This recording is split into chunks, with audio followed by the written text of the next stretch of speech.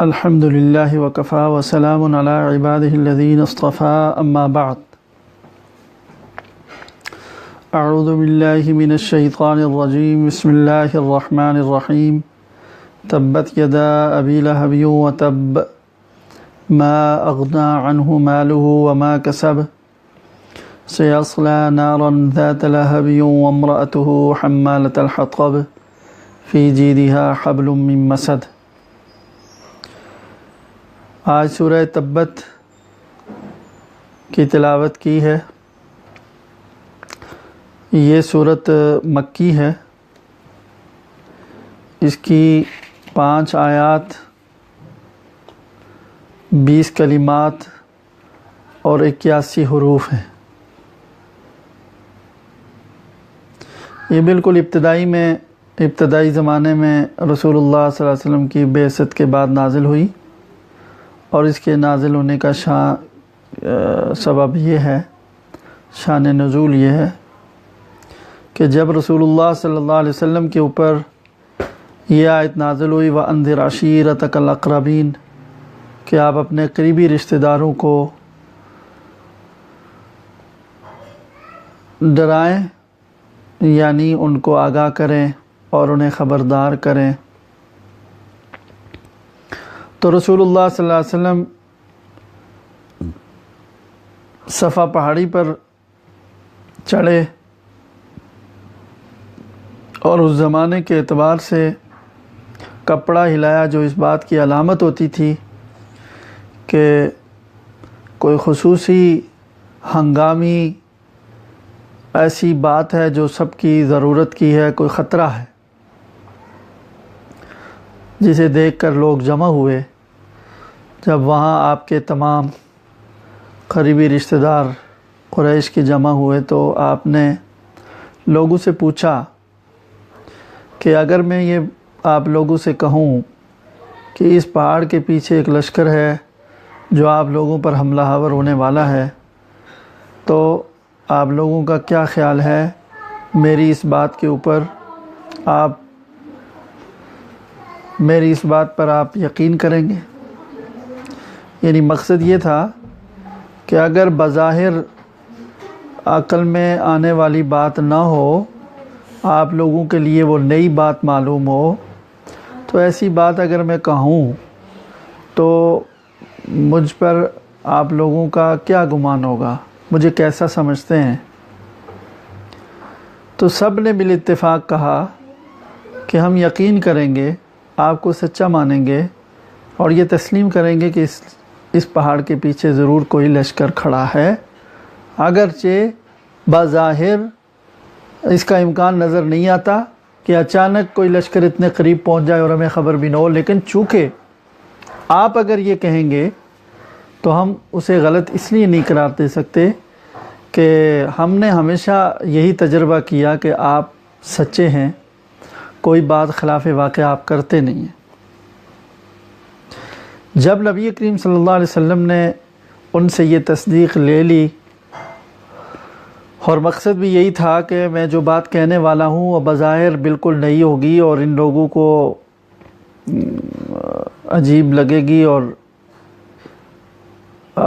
لیکن چونکہ میں جب کہہ رہا ہوں تو میں جب سچا ہوں تو وہ بات سچی ہے. تو اب آپ نے فرمایا کہ میں آپ لوگوں کو جہنم کے عذاب سے ڈراتا ہوں. آپ لوگ مجھ پر ایمان لے آئیں اور قرآن پر ایمان لائیں، اللہ پر ایمان لائیں، اس کے سوا آپ کی نجات کا کوئی راستہ نہیں ہے. تو جب آپ نے یہ فرمایا تو اس پر آپ کے جو سوتیلے چچا تھے ابو لہب، وہ غضبناک ہوئے اور رسول اللہ صلی اللہ علیہ وسلم کے لیے ایک نہایت ہی سخت جملہ بولا، تبًّا لک سائر الیوم الہذا جمعتنا، کہ والعیاذ باللہ تمہارے لیے بربادی ہو، اس لیے جمع کیا تھا تم نے ہمیں. یہ اس واسطے کہا کہ نبی کریم صلی اللہ علیہ وسلم توحید کی دعوت دینا تو شروع کر چکے تھے، اور اپنی نبوت کا اعلان بھی انہوں نے کر لیا تھا، اور وہ پہلے سے اس کا مخالف تھا، لیکن بہت زوردار تحریک سے ابھی تک کام شروع نہیں ہوا تھا۔ تو یہ سنتے ہی اس نے کہا، ایک بد دعا دی اور ایک سخت برا بلا کہا، اور بھی کوئی ایسی باتیں کہیں، اور وہاں سے اٹھ کر چلا گیا۔ بعض روایت میں آتا ہے کہ آپ کی طرف کنکر بھی پھینکا۔ تو اس کے جواب میں اللہ تعالیٰ نے یہ صورت نازل فرمائی، جس کا ترجمہ یہ ہے، تبت یدا ابی لہب۔ چونکہ اس نے جو جملہ لفظ کہا تھا اسی کے بدلے میں اللہ نے کہا تبت یدا ابی لہب، کہ ابو لہب کے دونوں ہاتھ برباد ہو جائیں، وتبا، اور وہ خود تو تباہ ہو چکا، ما اغنی عنہ مالہ وما کسب، اس کے مال نے اور اس کی کمائی نے اسے کوئی فائدہ نہیں دیا، اس کا مال اور اس کی کمائی سب بیکار گئے۔ سیصلی نارن، عن قریب وہ آگ میں ڈالا جائے گا، ذات لہب، شعلوں والی آگ۔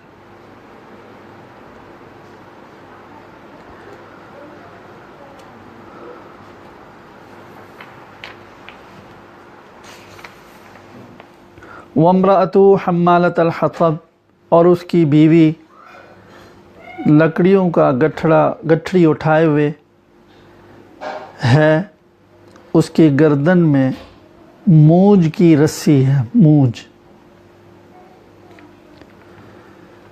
یہ صورت نازل ہوئی تو اللہ تعالیٰ نے فرمایا کہ اس کے دونوں ہاتھ برباد ہو جائیں۔ تو دونوں ہاتھوں سے مراد، چونکہ عربی کلام میں ہاتھ بول کر انسان کی پوری ذات مراد لی جاتی ہے، تو گویا کہ یہ فرما دیا کہ ابو لہب برباد ہو جائے، و تبا کہہ کر کے تاکید کر دی کہ بس برباد یقینی طور پر وہ ہو ہی چکا ہے۔ چنانچہ اس کے ساتھ یہی معاملہ ہوا۔ غزوہ بدر کے بعد چند دنوں کے بعد جب وہ واپس مکہ آیا تو اسے طاعون کی بیماری لگی، اور جاہل عربوں کے ہاں اس بیماری کو چھوت والی بیماری سمجھتے تھے، اور چونکہ جتنے بھی مشرکین ہوتے ہیں وہ اس طرح سے توہمات کا بہت شکار ہوتے ہیں، کمزور اعتقاد، اس طرح کی چیزیں ان کے ہاں پائی جاتی ہیں، لہذا اس بیماری کے بارے میں ان کا یہ عقیدہ تھا کہ یہ بیماری دوسرے کو بھی لگ جاتی ہے چھونے سے۔ تو وہ بیمار ہوا اور مر گیا تو کوئی اس کو ہاتھ لگانے والا نہیں تھا۔ تو 3 دن کے بعد جب لاش اس کی سڑنے لگی تو کچھ لوگوں کو بلا کر لکڑی سے دھکیل کر تو ایک گڑھے میں اس کو ڈالا، اور اس کے اوپر پتھر ڈال کر کے، مٹی ڈال کر کے اس کے گڑھے کو بھر دیا۔ تو جو اس نے کمائی کی تھی، مال تو مال ہی ہے، اور کمائی میں ساری چیزیں آ جاتی ہیں، جو اس کی محنت ہے، جو اس نے عزت کمائی، جو اس کی اولاد ہے، کوئی بھی اس کے کام نہیں آیا۔ اس کی بیوی کا بھی ذکر ہے، چونکہ وہ بھی رسول اللہ صلی اللہ علیہ وسلم کی دشمنی میں اس سے ایک ہاتھ آ گئی تھی۔ اس کا کام یہ تھا کہ وہ رات کو ببول، جو کانٹے دار ایک جھاڑی ہے، وہ کاٹ کر کے تو خود رسول اللہ صلی اللہ علیہ وسلم کے راستے میں ڈالا کرتی تھی کہ صبح اندھیرے میں جب فجر کے لیے رسول اللہ صلی اللہ علیہ وسلم جائیں تو آپ کے پاؤں اس میں الجھیں، آپ کو تکلیف پہنچے۔ تو یہ خود کاٹ کر کے گٹھڑی گویا کہ لاتی تھی، اسی لیے اس کو کہا گیا حمالۃ الحطب، کہ وہ گٹھڑی اٹھا کر کے لکڑی کی لاتی ہے۔ بعض حضرات نے یہ بھی کہا کہ خود وہ اپنے ایندھن کے لیے، لکڑی جلانے کے لیے کنجوس تھی، تو وہ اگرچہ شریف گھرانے کی خاتون تھی لیکن وہ یہ کام خود کرتی تھی۔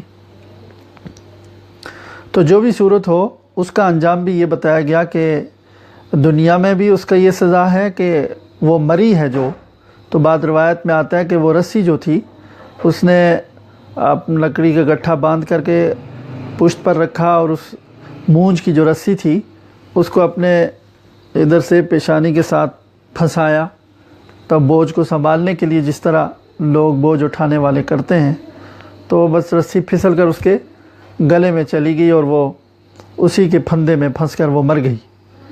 تو دنیا میں بھی یوں مری، اور جہنم میں آخرت کا جو اس کا حال ہے وہ بھی یہی ہوگا کہ اس حال میں اس کو جہنم میں ڈالا جائے گا۔ تو ابو لہب اور اس کی بیوی کا جو یہ انجام بتایا گیا ہے، تو اس میں یہ ہمارے لیے سبق ہے کہ اللہ تعالیٰ کے نبی کے ساتھ دشمنی اور عداوت رکھنے کا انجام تباہی اور بربادی ہے۔ اور یہ بھی معلوم ہوا کہ اللہ تعالیٰ اپنے نبی کے لیے انتقام لیتے ہیں۔ جیسے ابو لہب نے جن الفاظ میں برا بلا کہا تھا، تو اللہ تعالیٰ نے اسی کے الفاظ کو واپس جواب دیا، تبت یدا ابی لہب۔ اس نے تبا کا لفظ کہا تھا، تبا لک سائر الیوم، تو جواب میں اللہ تعالیٰ نے بھی فرمایا تبت یدا ابی لہب، کہ برباد تو ابو لہب کے ہاتھ ہو گئے۔ تو یہ انتقام لیا ہے، جو اس نے گالی دی تھی رسول اللہ صلی اللہ علیہ وسلم کو، جو اس نے برا بلا کہا تھا، اس کا انتقام اللہ نے لیا۔ تو اس سے معلوم ہوا کہ اللہ تعالیٰ اپنے انبیاء اور اپنے نیک لوگوں اور اپنے اولیاء کی طرف سے اللہ تعالیٰ انتقام بھی اللہ کا ہوتا ہے۔ تیسری بات یہ معلوم ہوئی کہ ابو لہب کے بارے میں یہ کہا گیا کہ وہ اس کو اس کی کمائی اور اس کی مال نے اس کو کوئی فائدہ نہیں دیا، یعنی ہلاکت اور بربادی سے اس کو نہیں بچا سکے۔ تو اس سے یہ بات معلوم ہوئی اور یہ سبق ملا کہ آدمی کو مال، دولت، عزت، وجاہت، منصب، اس میں مغرور نہیں ہونا چاہیے، اور اس میں مغرور ہو کر دین کی یا اہل دین کی مخالفت نہیں کرنی چاہیے، بلکہ اپنے آپ کو دین والوں کے ساتھ جوڑ کر رکھنا چاہیے، اللہ والوں کے ساتھ تعلق رکھنا چاہیے، ان کی صحبت میں بیٹھنا چاہیے، ان سے فائدہ اٹھانا چاہیے۔ جو اس میں مغرور ہوا تو یہ دولت اور مال اور یہ عزت اور یہ منصب کبھی بھی اس کے کام نہیں آئیں گے۔